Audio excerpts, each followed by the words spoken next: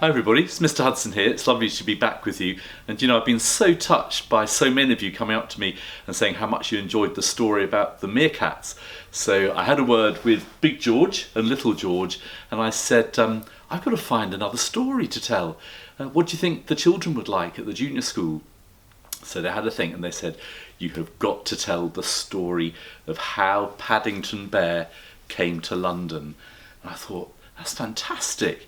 So if you've got the book at home, if you want to go and get it, then perhaps you can read along with me. Or if you haven't, then don't worry, because this book is in the library. So when you come in, then we'd love you to take it out and have a read for yourself. But in the meantime, make yourself comfortable and sit back and enjoy the story of how Paddington ended up in London. So here we go. Now, Mr. and Mrs. Brown first met Paddington on a railway platform. In fact, that was how he came to have such an unusual name for a bear, because Paddington was the name of a station. Did you know that? Now, the Browns were waiting to meet their daughter Judy, when Mr. Brown noticed something small and furry near the left luggage office. "It looks like a bear," he said. "A bear?" repeated Mrs. Brown. "On Paddington Station? Don't be silly, Henry, that can't be." But you know, Mr. Brown was right. It was sitting on an old leather suitcase marked "Wanted on Voyage." And as they drew near, it stood up and politely raised its hat. "Good afternoon," it said. "May I help you?" "It's very kind of you," said Mr. Brown, "but as a matter of fact, we were wondering if we could help you." "You're a very small bear," said Mrs. Brown. "Where are you from?"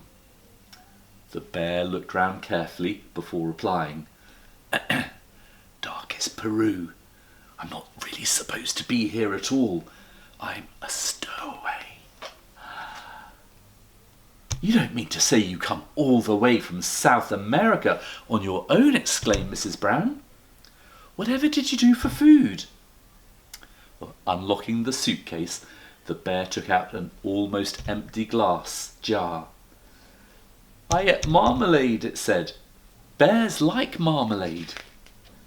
Mrs. Brown looked at the label around the bear's neck, and it said quite simply, "Please look after this bear. Thank you." "Ah, Henry," she cried, "we can't leave him here all by himself. There's no knowing what might happen to him.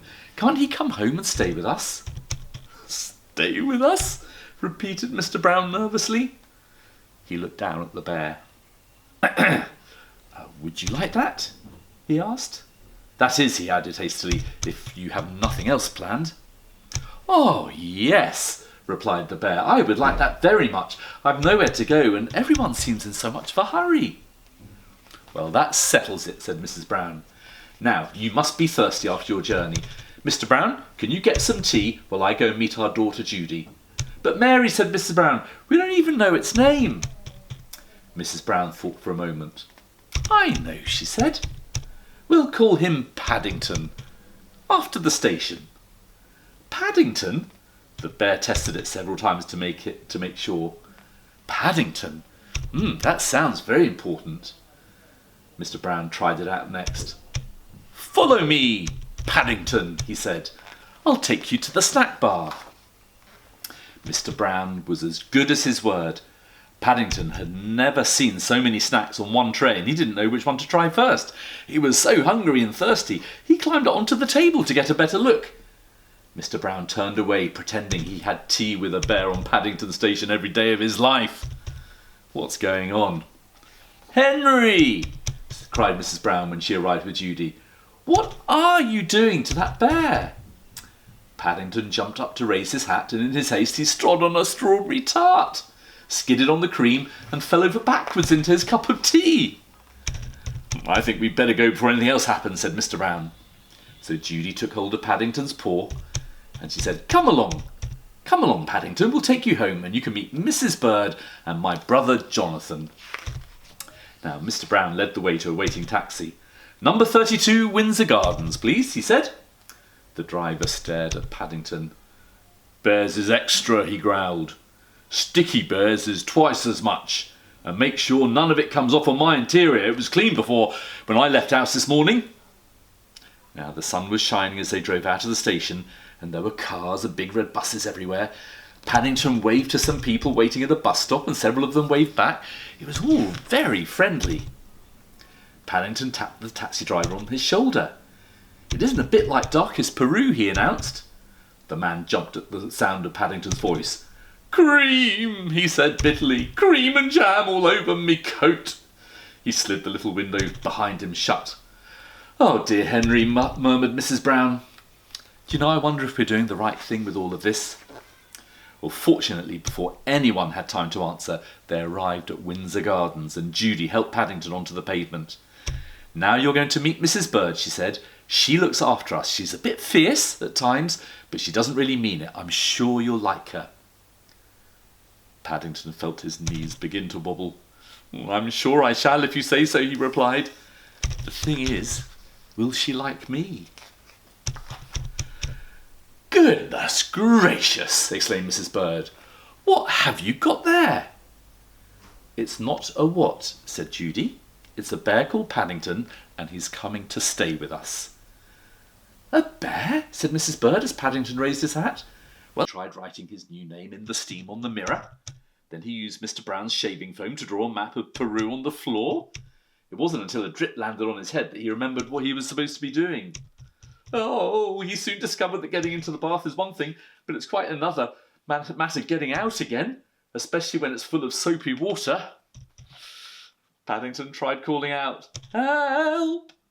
At first, in a quiet voice, so as not to disturb anyone, then very loudly, "Help! Help!" And when that didn't work, he began bailing the water out with his hat, but the hat had several holes in it, and his map of Peru soon turned down into a sea of foam. Whew. Suddenly, Jonathan and Judy burst into the bathroom and lifted a dripping Paddington onto the floor. "Ah, thank goodness you're all right," cried Judy. "We heard you calling out." "Fancy making such a mess," said Jonathan admiringly. "You should have pulled the plug out." "Ah," said Paddington. "I never thought of that." Well, when Paddington came downstairs, he looked so clean, no one could possibly be cross with him. His fur was all soft and silky, his nose gleamed, and his paws had lost all traces of the jam and cream. The Browns made room for him in a small armchair, and Mrs Bird brought him a pot of tea and a plate of hot buttered toast and marmalade. You guessed it. "Now," said Mrs Brown, "you must tell us all about yourself, Paddington. I'm sure that you must have had lots of adventures." "I have," said Paddington earnestly. "Things are always happening to me. I'm that sort of bear." So he settled back in the armchair. And he said, "I was brought up by my Aunt Lucy in darkest Peru," he began, "but she had to go into a home for retired bears in Lima." He closed his eyes thoughtfully, and a hush fell over him and fell over the room as everyone waited expectantly. After a while, when nothing happened, they began to get restless. Mr Brown tried coughing. Then he reached across and he poked Paddington. "Well, I never," he said. "I do believe he's fast asleep. Can you hear that snoring?" "After all that's happened to him," said Mrs Brown, "is it any wonder?" I think it's time to go to bed soon. So I hope you really enjoyed that, everyone. I wonder what Big and Little George thought. Do you enjoy that, Big and Little George? I think they're giving the thumbs up, aren't they? So thank you for that story, and it's lovely to see you, and I'll see you again next time. So sleep well, and I'll see you in the morning. Take care and God bless.